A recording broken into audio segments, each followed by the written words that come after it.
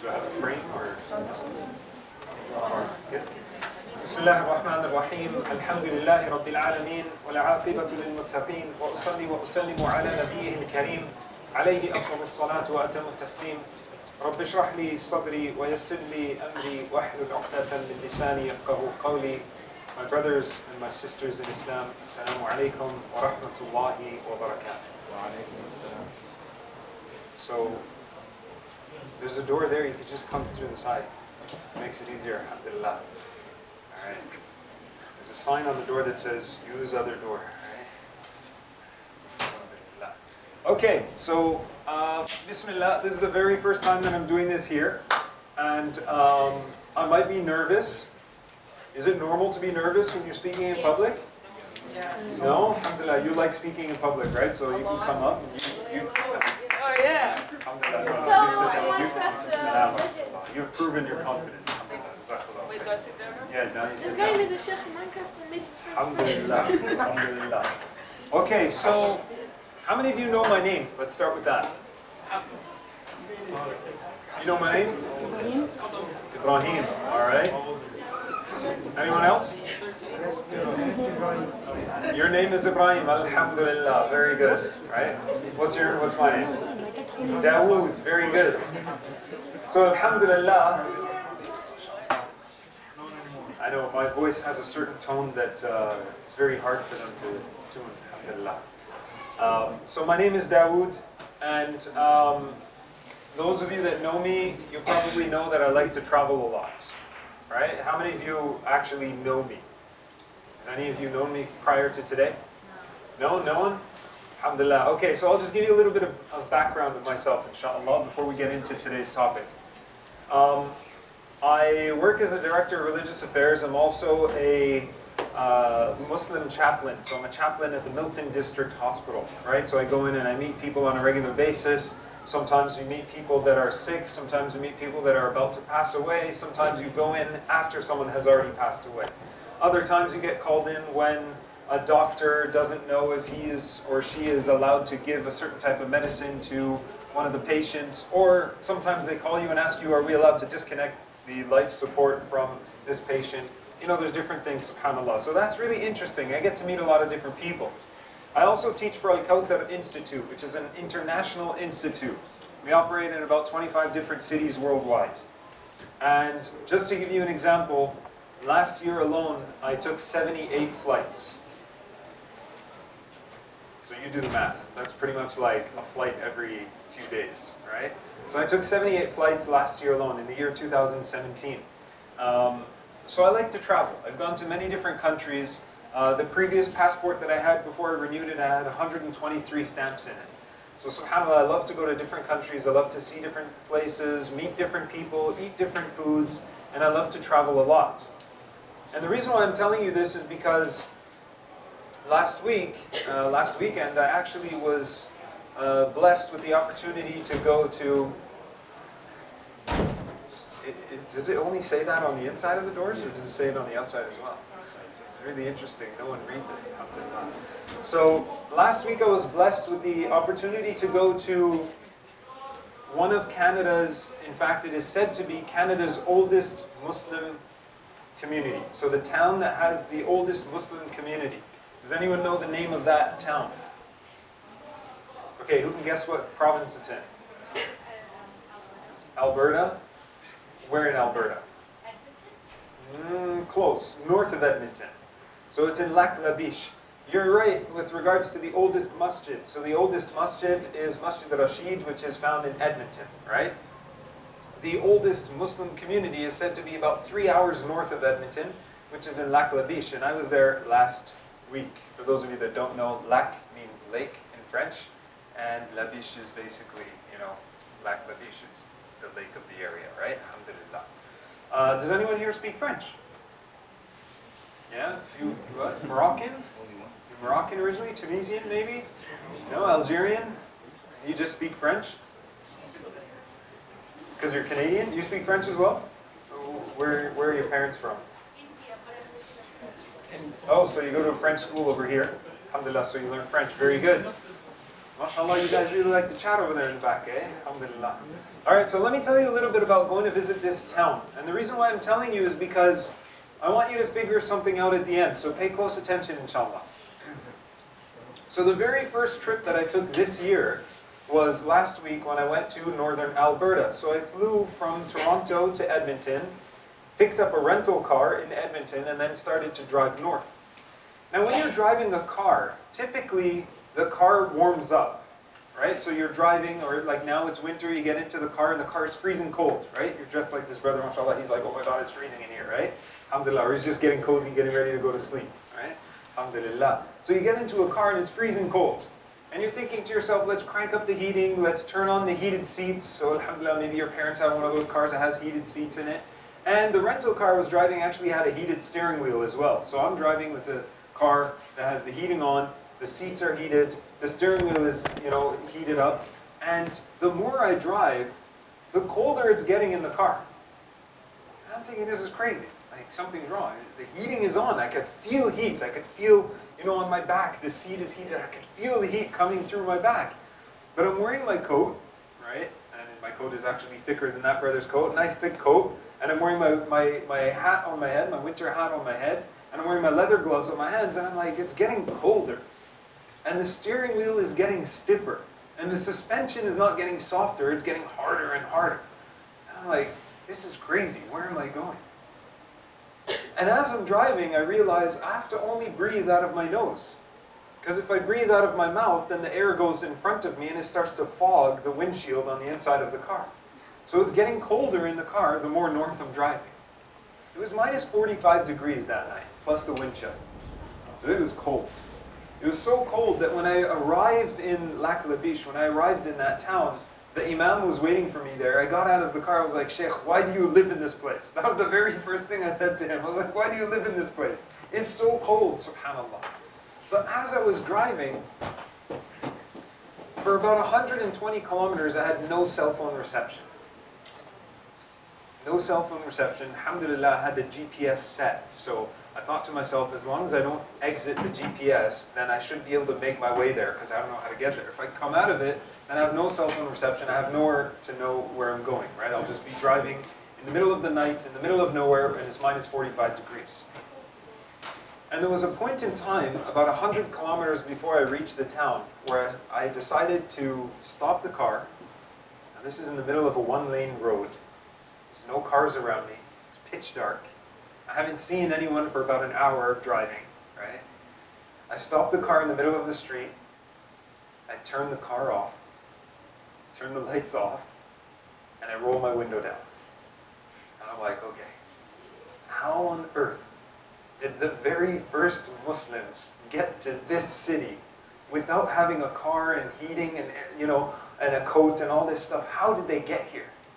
And I started to think to myself, subhanAllah, what on earth would Muslims who came from hot countries, most of them came from Lebanon, right?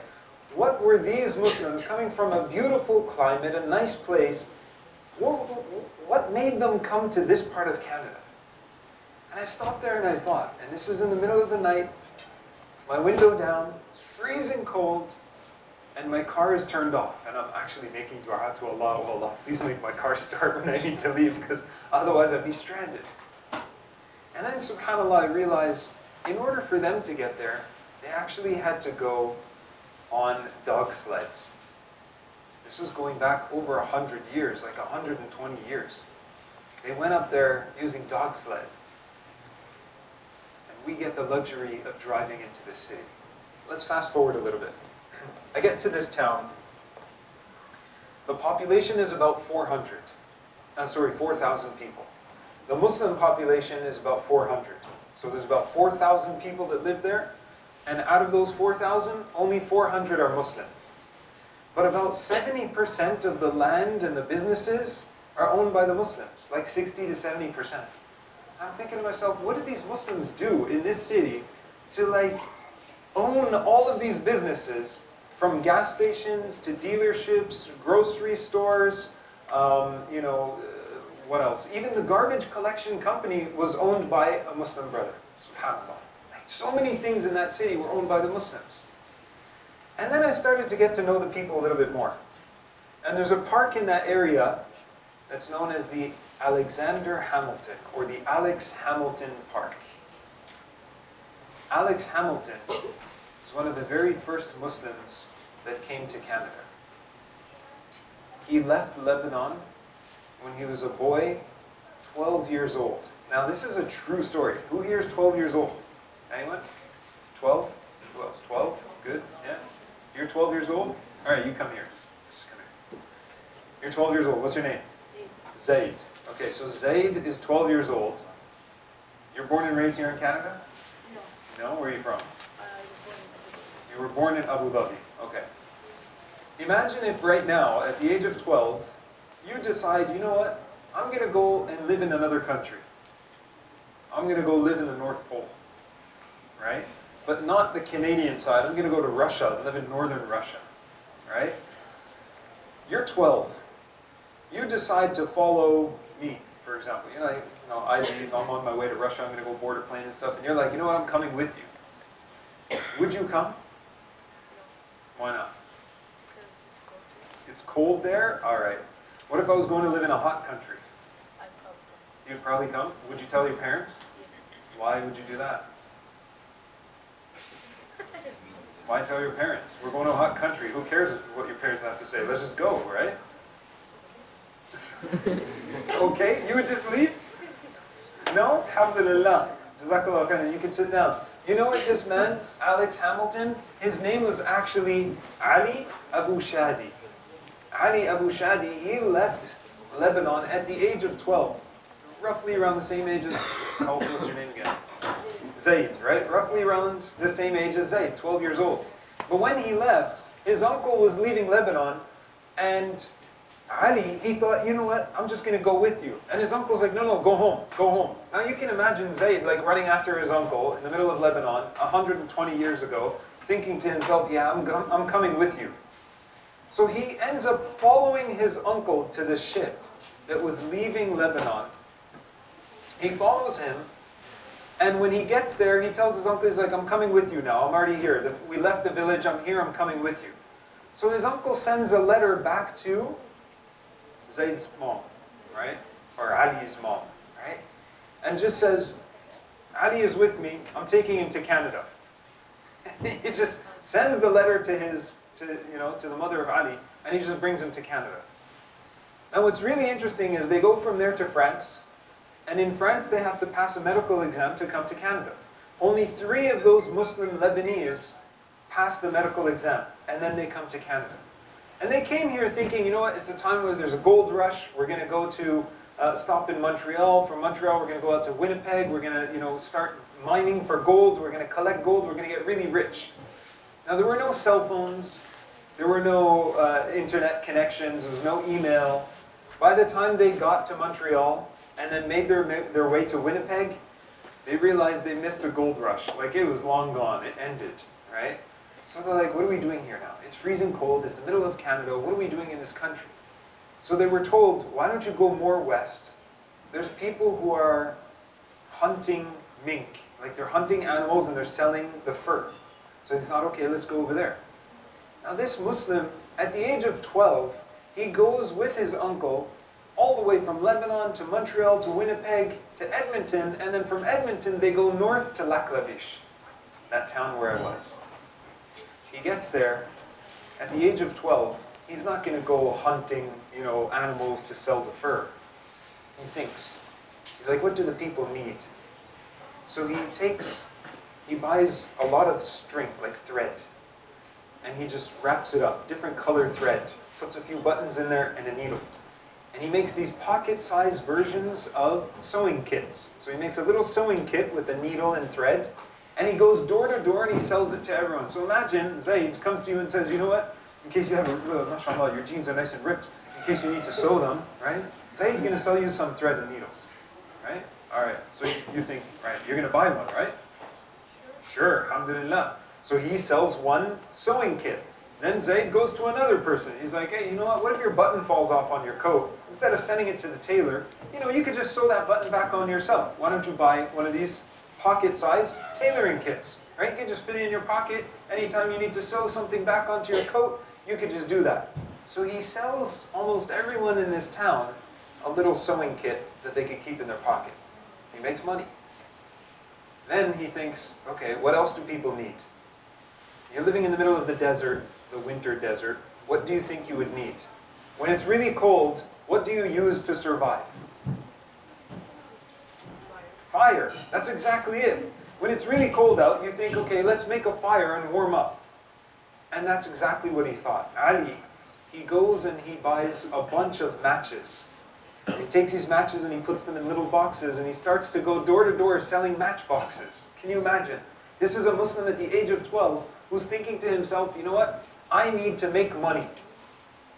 So he goes and he's knocking door to door selling matches. And eventually he starts selling matches to everyone. So this was someone who thought, you know what? I'm going to make money off everyone by selling little things. A few years later, his uncle, who brought him from Lebanon, he made $500. And he was happy. He's like, I made $500, I'm set to retire, I'm going back to Lebanon, and I'm going to live the life. Can you imagine $500? Like in our time, like $500, like that's like putting gas in 2 cars for 2 weeks, and that's it, $500, done. So he makes $500, and he's ready to go back to Lebanon, but he has his nephew, who's just, you know, a child at the time. He's young. So he decides to register him. When he goes to register his son, Ali Abu Shadi, now, how many of you are Arab? All of you, right? Most of you, alhamdulillah. You know when Arabs speak? It's like, for someone who's not Arab, all of this stuff just came out of your mouth and no one knows what you said. Right? It's just like, right? And I speak Arabic, alhamdulillah, so I know what it's like now, alhamdulillah, right? I speak Arabic, right?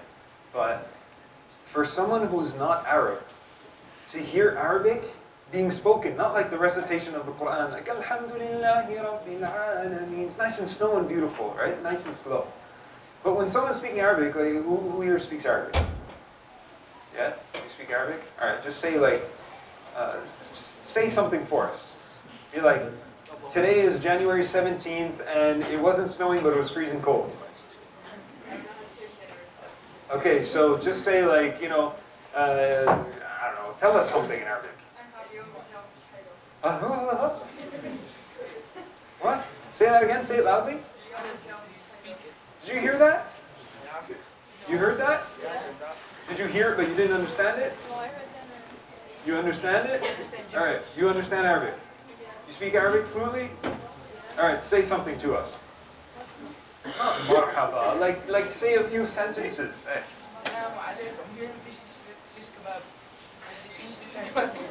You went to sleep on a shish kebab? MashaAllah. Right? Who here could tell us like a few sentences in Arabic? Yeah? Assalamu alaikum wa kayfa halakum. Alhamdulillah, MashaAllah, tabarakallah. You speak Fusha. We're talking about like someone who's like anyone here? We can get some of the fathers or mothers, right? Alhamdulillah, right? They're like, no, don't involve us. You could do it? Alright. We need someone who can do a good impersonation. Right. What? See, subhanAllah, we don't know what he said. What about you? Joe fi Canada Bart. MashaAllah, that's like Fusha anyways, right? So anyways, Ali, his uncle takes him to register him, right? When he gets there, Ali's uncle, he's asked, so what is his name? What is this boy's name? He goes, Ali Bushad. He's like, what's his name? Ali Bushad. What? Ali Bushadi. What are you saying? He's like, his name is Ali Bushadi. Okay, his name is Alex Hamilton. That's what they did, subhanAllah. They thought, you know what, no one can pronounce your name. There's no point in you having this name, right? Let's give you a name that you can pronounce, right? Yeah. They did that. SubhanAllah. See, that happened, right?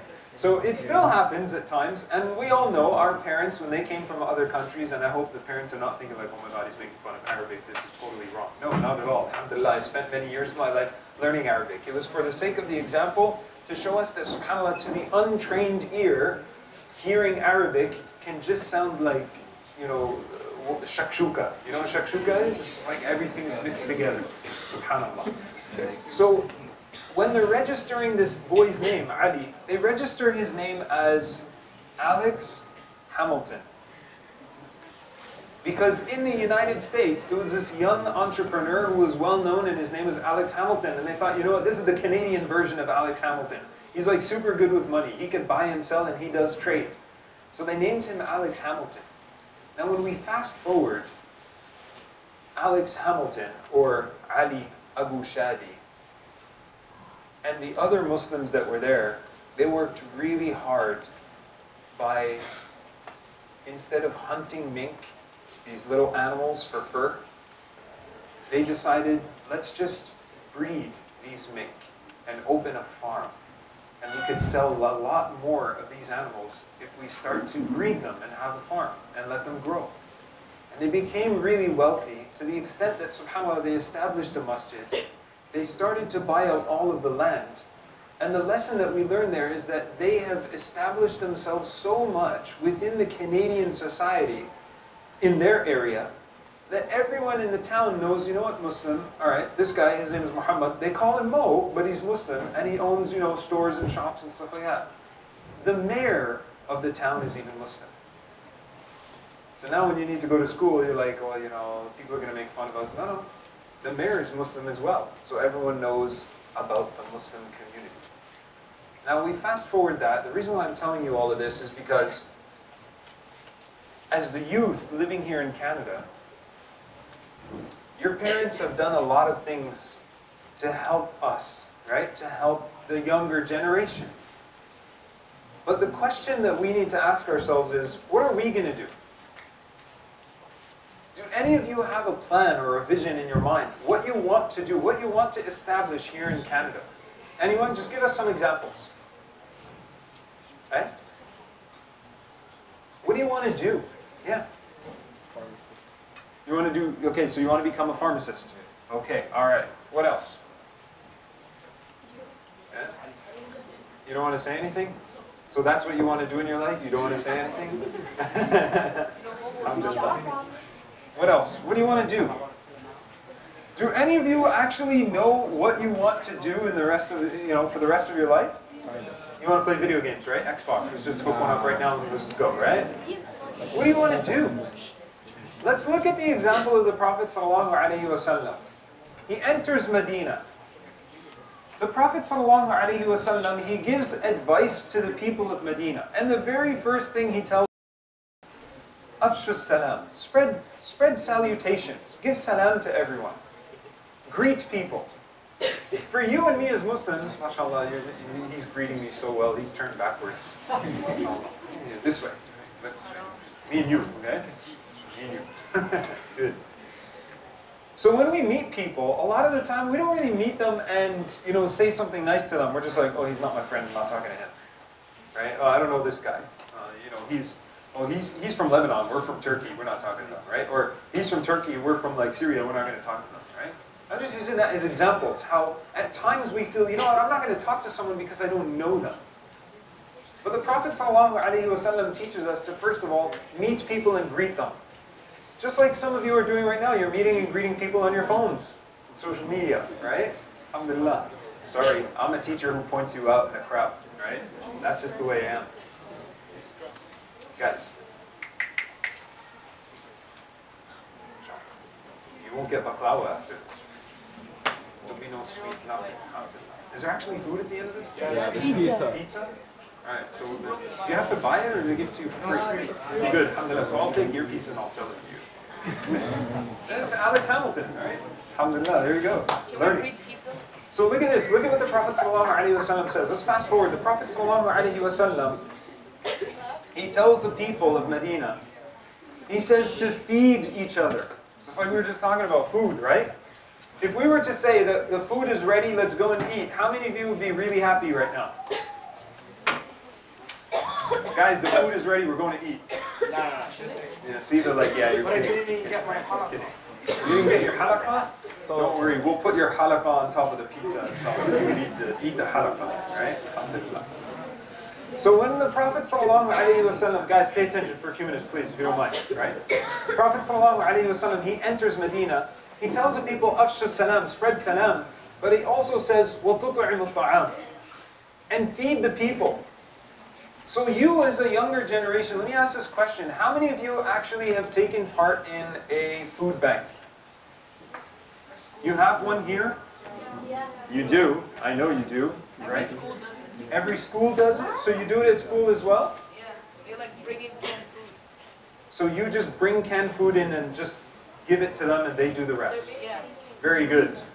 But can you do more than that? Yes. What can you do? Go to a homeless shelter and do it yourself. Exactly. We can go and do it ourselves. Do you do that here in the masjid? You go to the homeless shelters? What do? You just give it. So you just bring it in and you leave it over there. Tuna. Alhamdulillah. Yes? They go to people's houses and give it to them. You go to people's houses and you give it to them. So whoever needs it, you go and you drop it off at their home. Very good. Alhamdulillah. Now, when you look around you, you know when people are celebrating Christmas? You guys know what Christmas is? Yeah? You guys get gifts on Christmas? No, alhamdulillah. Very good. But what do people do on Christmas? They look around them and they find people who don't have food. And they invite them into the church. Right? They come into the church and they do all these soup kitchens and they give people food. Now the Prophet ﷺ, he told the people of Medina, you need to feed people because people love food. And that's why I'm suggesting that in the youth program, we actually feed ourselves first before we do the youth program. Do you agree to that? Yes. You all agree to it, right? You don't want to eat first? No, everyone's gonna eat and leave. No, we eat and lock the doors. Now you gotta care for the other people, you can't just ditch them. Sorry? You gotta care for the other people, you can't ditch them. Can't just ditch them? Yeah, alhamdulillah. So when it comes to feeding people, we're going to do this. We're going to do this because you guys are like the worst crowd I've ever had, alhamdulillah. This side, not that side. Right? So you're all going to stand up. Yeah, just stand up. Anyway. Oh, boom. Right? Guys, and you're going to come here. Yeah, you're going to come here. You and you. Yeah, because you hit him. Now all of you need to stand up. You all need to stand up. Just stand up. Just stand up, everyone. Stand up. Stand up. Good. So you're going to come on this side. And you're going to come on that side. Very good. And I need 4 chairs. No, we're going to get 4 chairs. Bring them here. Don't fold it. No, don't fold it. Leave it open. Alright? So this is what we're going to do. Since you guys have a lot of energy.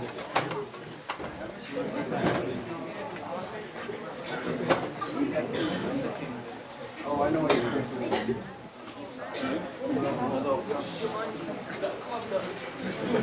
Okay. You guys stay standing. We're going to teach everyone a little bit of working together, community like building, right? Inshallah. So we have Ahmed who likes to hit Hima. So Ahmed likes to hit Hima. So your name is Ibrahim. Your name is Ibrahim. Yeah. Alright, Hima. Alright. I'll call you Ibra. Alright, I need 2 more people. I got you, sir. You smell hello. Alright, hey, you, who's got you? Alright. And Abdu, the guy with the gray short hair. Alright, we'll do Abdu, who's got the roots shirt. He's a proud Canadian. Ali's a proud Canadian. Proud Canadian as well? Good. So you guys all have muscles? You all have energy? We obviously know you ate a lot of food because, mashallah, you're full of energy. So I'm going to ask you guys to sit down. So one of you sits down here with your feet that way. Oh, yeah. Yeah, very good. Alhamdulillah. Oh, we need 4 people to sit down. So you go over there. Sit down. And you go over there. No. Don't pull it out. Put it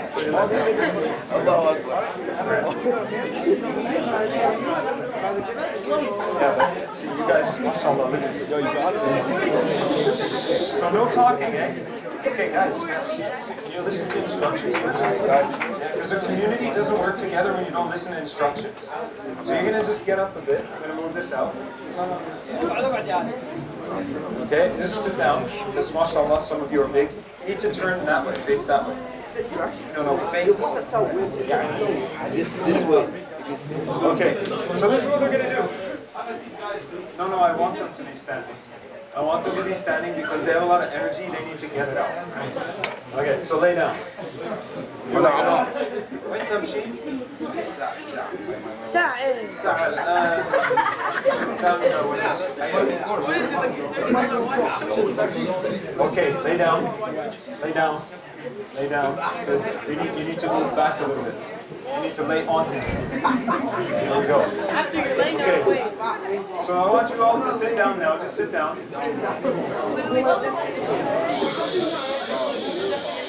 So this is what we're going to do. I'm going to teach you a little bit about working in a community. Right? Hey, guys. We can't do it if there's talking. Because we need to hear them. Now there's rules to this. There's rules, guys. There's rules. Okay? I know you guys like to touch and feel each other. One is hitting the other one's playing with his hair. Alright, listen, guys. There's rules here. Rule number 1, I don't want to hear any bad words come out of your mouth. Do you agree? All of you agree? Even you, hiding your mouth. You agree? Alright, good. No bad words. No swearing. Alright? Hey, what I'm going to do is, I'm going to pull the chairs out of you. No. Yes.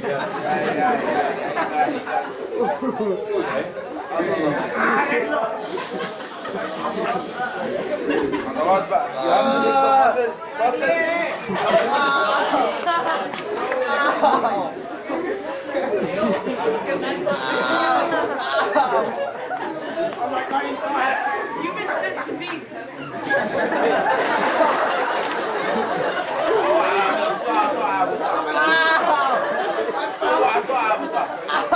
You guys are the worst bunch of group I've ever seen.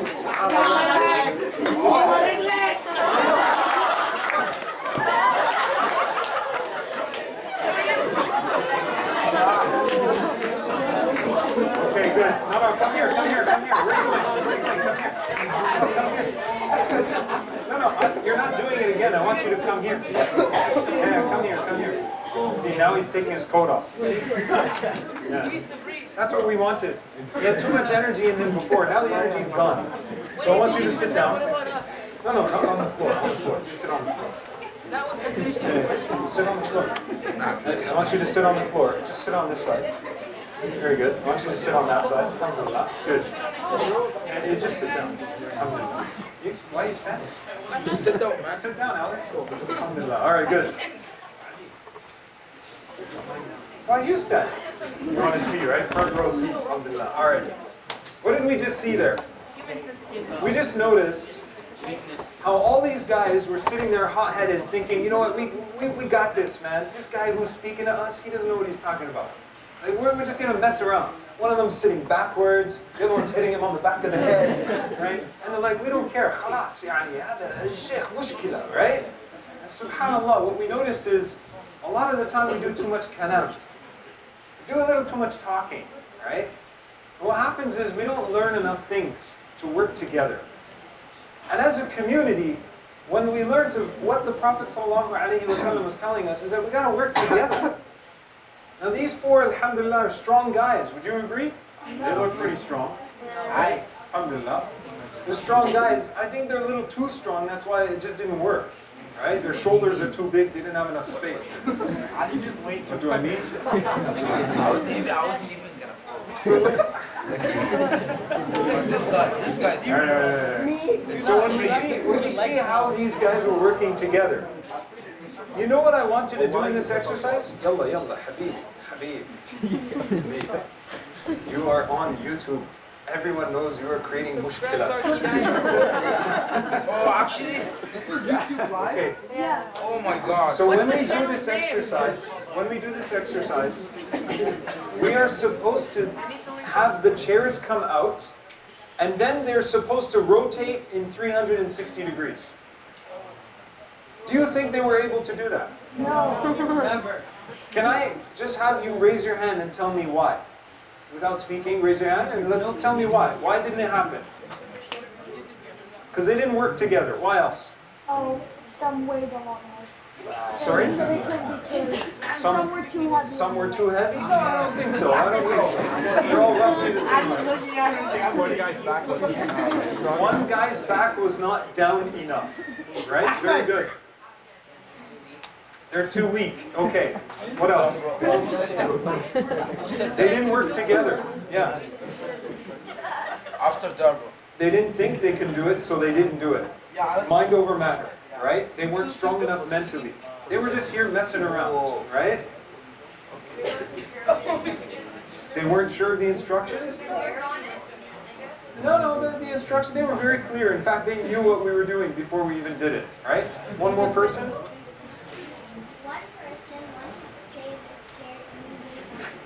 Very good. One person wanted to stay on the chair. He was too scared to fall, so he thought, you know what, I'm going to stay on the chair. I'm good. He's like, Khalas. Right? Yes. They were focused on the pizza. Very good. Alhamdulillah. So when we hear, just a second, when we hear what was said, do we think that they can do it again? Yes. Do we think that we can actually pull the chairs out? No. Okay, let's ask them. Do you guys think you can actually pull your chairs out? Yes. 5 minutes. I personally think you can't. Same. Do you know why? Why? Do you know why? Why? Because one person doesn't want to. Okay, let's just like Replace him. replace it. Exactly. What if it was you? Now, we need to ask ourselves, when the Prophet ﷺ was faced with this type of issue, with people who wanted to work, but some didn't want to work, what would he do? Kill them. No. Right? He would advise them, but he would work with them. He would train the person. He would be with them. He would listen to the Sahaba radiallahu anhum. He would try and understand what their hardship is. You have a hard time doing business? Let me teach you how to do business. Let me put you with another Sahabi who can do business. You have a hard time raising a family? Let me put you with someone who knows how to raise your children, and they will teach you how to raise your children. But you and I, as a community, a lot of the time we don't do things together. We're disconnected from one another. We all think, nafsi, nafsi, myself, I could do it, I got this. And Allah subhanahu wa ta'ala tells us that in the Quran. That on the Day of Judgment, every single one of us will go to Allah and we're going to be defending ourselves.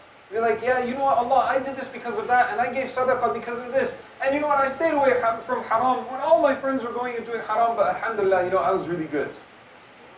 Allah subhanahu wa ta'ala tells us that in the Quran. However, will anybody be there to help us then? No, sir. No, they won't. They won't be there to help us then. We all know, subhanAllah, that every single one of us will be running around to our family members and relatives.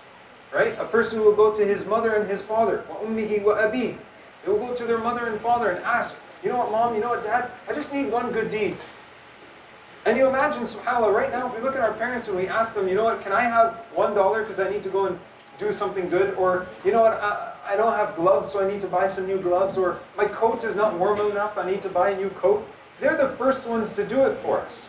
Of course, if they can afford it, right? But on the Day of Judgment, even our parents will reject us. How would we feel if our parents rejected us? Would we feel good? We wouldn't feel good. We'd feel extremely bad. But on the Day of Judgment, our parents will reject us. And then we will run to someone else. وَصَاحِبَتِهِ وَبَنِيهِ. A person will go to their spouse, and they will go to their children. Now imagine going to your children, and this is a good question for the parents. Imagine going to your children on the Day of Judgment and saying, you know what, I bought you the car, I put you through university, I got you all the nice clothing, I got you all the video games, I got you everything that you wanted. We brought you to the masjid and paid for the pizza just so that you could be in the masjid, right? We did all of that for you. And what will the parents say? Sorry, what will the children say? Sorry mom, sorry dad, nafsi, nafsi. And we can't be people that are just looking after ourselves. We need to work as a community. We need to work together. And that was the example that I learned when I went up north to Laklabish. That the community, they came together. They realized we need someone to bring groceries to us. So you, Muhammad, you go and bring groceries. We need someone who's going to build our houses. So you, Haidar, you go and build the houses. We need someone who's going to collect all the garbage. So you, brother so-and-so, you collect all the garbage. And that grew, and it grew, and it grew to the extent that now they all have their own businesses, they all have their own homes, but they all still come together and work with one another. And together they grow. And we hope that within our own community, we can be able to grow as well. Do you think it's possible? Do you think it's doable? So let me ask this question. You all think it's possible? You all think it's doable? How many of you have thought of a master plan for your life? I asked you this question 20 minutes ago. One person said he wants to be a pharmacist. Interior designer, very good. But what are we thinking of doing for our actual community here in Canada? For our Muslim community as well as the non-Muslim community. What are we thinking to establish? Donate and try to help people? You see, what I've just proved is that we actually don't have a vision. As the youth in our community, we don't know what we want to do. Everyone wants to do something, and that's fine. You could be an interior designer, that's great. But how are you going to contribute back to society with that? You can, but I want you to think of that. I know you can.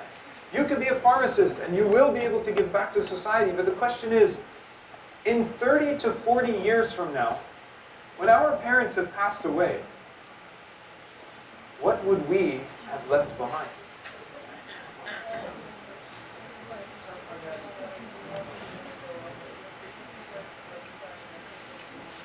To design a masjid for the community. Okay. Do you think we have enough masajid? Yes, I think Sort of, right? In some places we still need masajid. There are places in Canada, because we're just talking about this country, right, that actually still need masajid. So that would be great. You could design, you could do that, you could offer that service. But there's a lot of other things that we need. How many of us go to a hospital and get treated differently because you're wearing hijab, maybe? Right? How many of us are yelled at on the streets? People say, oh, you know what, you Muslims, go back to your country. Oh, it's happened, right? So you're raising your hand because you want to say something, or you're saying it happened to you? It happens a lot of times, right? Yeah.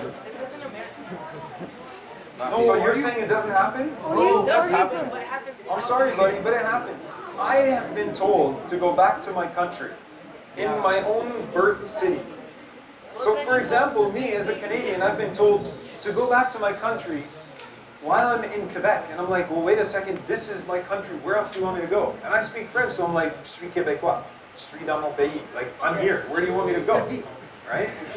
So as Muslims, the point is not to try and prove to people that we are going to take over and do things. The point is for us to root ourselves deep. Our children, your children, will soon need schools. Are we producing those schools? Our families need hospitals. Are we producing those hospitals? Our elderly are living sometimes on the street. We actually have Muslim families, Muslim people that are elderly living on the streets. Are we building homes and places for them to live? And that's what I want all of you to think of. We're not going to figure this out today. But I want you to think of these ideas, because inshallah over the next year, what I want to do is try and come up with a plan where you youth will be able to execute something. You'll be able to actually finish a plan. You will plan it and you will achieve it by the end of the year, inshallah ta'ala. Are you ready to do that? Yeah. Do you want to do something great? Yes. Or want to achieve something and show your parents that you can do something as youth? Yes. So they'll trust you and let you be a little bit, right? Yeah, of course, we all want to do that. So I want you to come up with ideas. That's your homework. You don't have to write anything. You don't have to research anything. You don't really have to do anything. I just want you to think. I want you to think. What can we do that's different from what our the things that our parents did? Our parents established masajid, alhamdulillah, but what do we need? What do we need? And I want you to think of that, inshallah. And the next time that we meet, I want you to give me some of these ideas so that we can finalize a plan and a vision, and we will try to work towards that. So think of things that are realistic that we can achieve in the year, and try to work down the line with that, inshallah. Can we do that? Yes. Good, inshallah ta'ala. All right, so we're going to stop there. I know I don't like giving lectures. I find, do you feel that you guys get lectured enough? Yeah. Exam. Let me rephrase that.